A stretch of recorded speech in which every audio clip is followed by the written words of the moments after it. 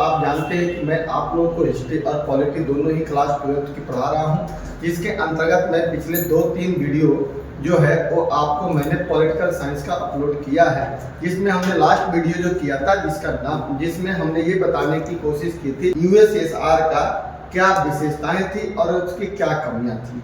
इसके बाद आज दोस्तों हम लोग बात करते हैं जहां पे अक्सर जब हम दो ध्रुवीयता का अंत पढ़ते हैं तो उसमें से एक व्यक्ति है मिखाइल गोर्बाचेव।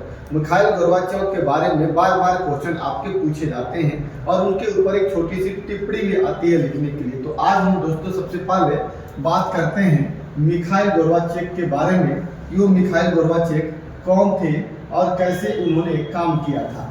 तो दोस्तों सबसे पहले हम बता दें कि जब हम आपको बता रहे थे, यानी पहला वीडियो दूसरा वीडियो आप मुझे देखेंगे कि हम यूएसएसआर का डेवलपमेंट जब बता रहे थे कि कैसे विकास हुआ था, तो उस क्रम में हमने बताया था कि 1982 से लेकर के और 1991 तक मिखाइल गोर्बाचेव जो थे वो यूएसएसआर के क्या थे, राष्ट्रपति के पद पे रहे थे। और 1982 से लेकर के 91 के बीच में ही उन्होंने कई सारे ऐसे काम किए थे जिनके बारे में हम उनको याद करते हैं। जैसे सबसे महत्वपूर्ण काम उनको देखा जाए जो हम अभी चर्चा करेंगे कि वो एक तो सबसे पहले 82 में देखिए आपने क्या किया कि उन्होंने सबसे पहले 1982 में मिखाइल गोर्बाचेव को यूएसएसआर का राष्ट्रपति बनाया गया। क्या किया गया, उन्हें वहां का राष्ट्रपति बनाया गया। राष्ट्रपति बनने के बाद 1982 ईस्वी में वो क्या करते हैं कि 1982 ईस्वी में उन्हें वहां के एक पार्टी होती थी जिस पार्टी का नाम था कम्युनिस्ट पार्टी। इस कम्युनिस्ट पार्टी का महासचिव बना दिया जाता है और यही वो दौर होता है जब 1980 के बाद यूएसएसआर में धीरे धीरे पतन के रास्ते पूर्ण रूप से कंप्लीट दिखाई देने लगते हैं, क्योंकि उस समय बहुत अच्छी तरह से यूएसएसआर आर्थिक परिस्थितियों से गुजर रहा था। क्योंकि पहले अफगान संकट हुआ और अफगान संकट में बहुत ज्यादा उसे नुकसान हुआ था, जिसके कारण यूएसएसआर की आर्थिक स्थिति खराब हो रही थी। उसी आर्थिक स्थिति को पुनः वापस लाने के लिए मिखाइल गोर्बाचेव अपने शासनकाल के दौरान 2 प्रकार के सुधार करना चाहते हैं। इसके बाद वो यूएसएसआर के अंदर सुधार करने का प्रयास करते हैं, क्योंकि यूएसएसआर का लगातार पतन के रास्ते दिख रहे थे, जिसमें 2 प्रकार की नीति अपनाते हैं। दोस्तों ये 2 प्रकार की नीति कई बार तो एमसीक्यू में भी क्वेश्चन पूछ देता है कि इसे रशियन भाषा में क्या कहते हैं, तो आप इसे ध्यान से समझेंगे तो पता चलेगा। इस 2 नीतियों में से एक नीति का नाम था खुलापन की नीति और दूसरा का नाम था पुनर्गठन की नीति। ये दोनों ही नीतियों के माध्यम से यूएसएसआर को पुनः एक बार वापस लाने का प्रयास मिखाइल गोर्बाचेव करते हैं, जहां पे उन्हें लगता है कि हम इसमें सफल हो सकते हैं। तो दोस्तों मैं आपको बता दूं खुलापन की नीति क्या था। तो देखिए मिखाइल गोर्बाचेव हो या यूएसएसआर की नीति हो, एक नीति ये थी इनकी अपनी अर्थव्यवस्था की, यानी बंद अर्थव्यवस्था की ये लोग बात करते थे।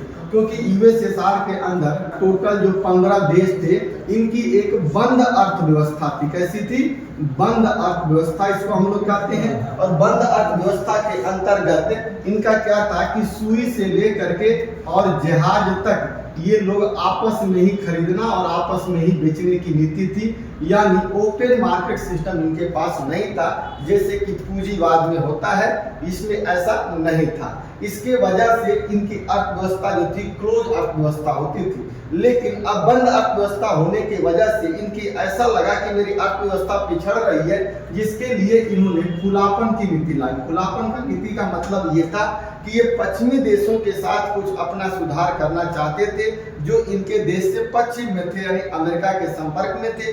उनके साथ मिल करके उनके नीतियों के साथ चल करके अपने अंदर सुधार करना चाहते थे। इसी को हम लोग खुलापन की नीति कहते हैं। दूसरा था जो इनका पुनर्गठन की नीति। दोस्तों जब किसी देश में एक पार्टी की सत्ता लंबे समय तक जब रहती है तो निश्चित तौर पे वहां पे तानाशाही जैसी प्रवृत्ति उत्पन्न हो ही जाती है। और सेम यही स्थिति यहाँ पर भी हो रही थी जब कम्युनिस्ट पार्टी लंबे समय से एक सत्ता में आ रही थी, जिसका कोई दूसरा विकल्प नहीं था, यानी दूसरे पार्टी का कोई स्थान ही नहीं दिया गया था।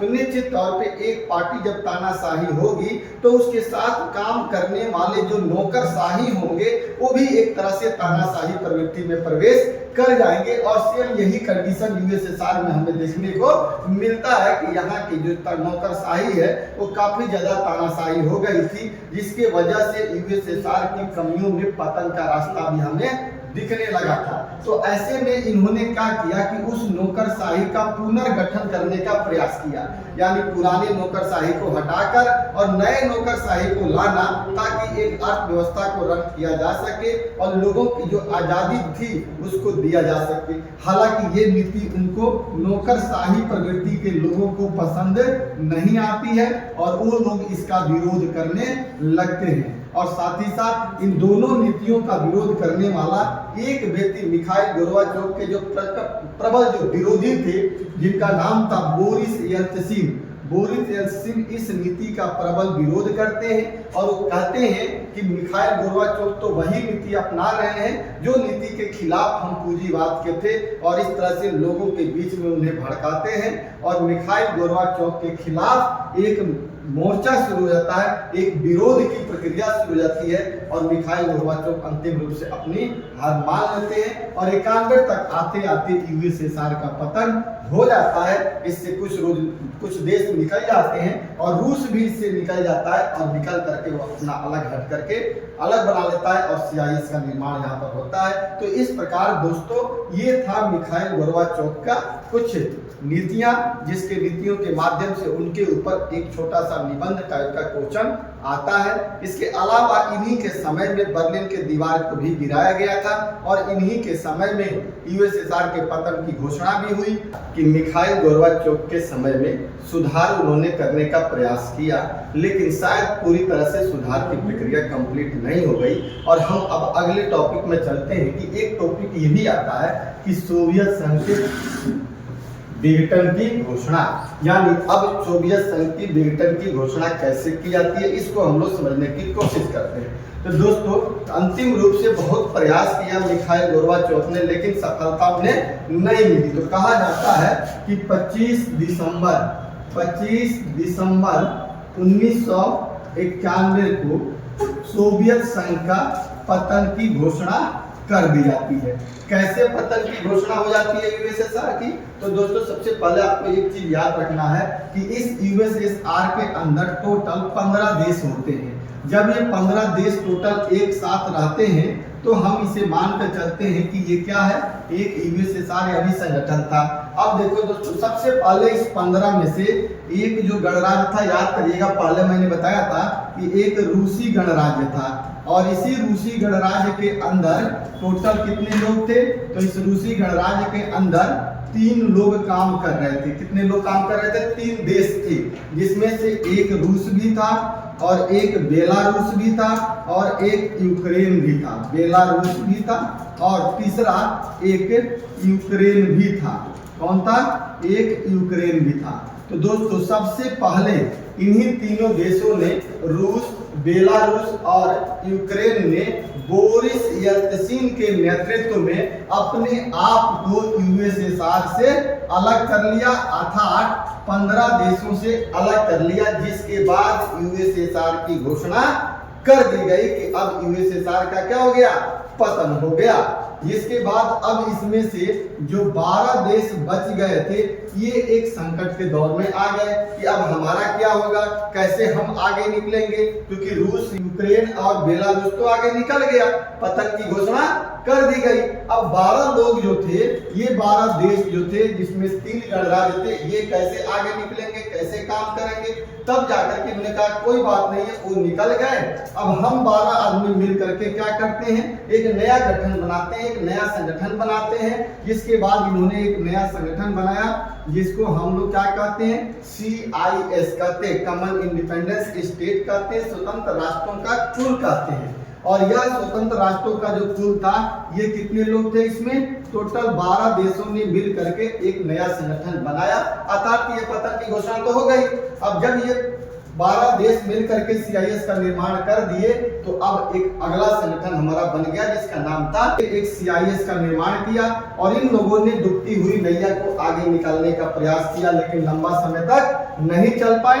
यूएसएसआर की तरह ही CIS से भी कुछ देश अलग धीरे धीरे होने लगे और धीरे धीरे इसका पतन हो गया। इस प्रकार हम कहते हैं कि यूएसएसआर के अंतिम रूप से घोषणा कर दी गई कि अब यूएसएसआर पतन हो गया। उधर रूस में क्या होता है, रूस को इसका उत्तराधिकारी घोषित कर दिया गया, रूस को सुरक्षा परिषद में उसका स्थान दे दिया गया और रूस अपना अलग हट गया। और 12 देशों के बीच में, इन लोगों के देश के बीच में एक और संघर्ष शुरू हुआ जिसको मध्य एशियाई संघर्ष के नाम से भी हम लोग जानते हैं, जो मध्य एशिया में संघर्ष शुरू होता है। इस प्रकार हम देखते हैं दोस्तों कि सोवियत संघ का कैसे विघटन की घोषणा कर दी जाती है और इस तरह से ये हमारा दोनों ही पॉइंट कंप्लीट हो जाता है। दोस्तों अगले पॉइंट में हम देखेंगे कि अब इसमें जब इसकी घोषणा कर दी जाती है तो इसका पतन का मूल कारण क्या था, क्यों इसका पतन हुआ और फिर जब पतन हुआ तो इसका परिणाम क्या निकला। जय हिंद, जय भारत।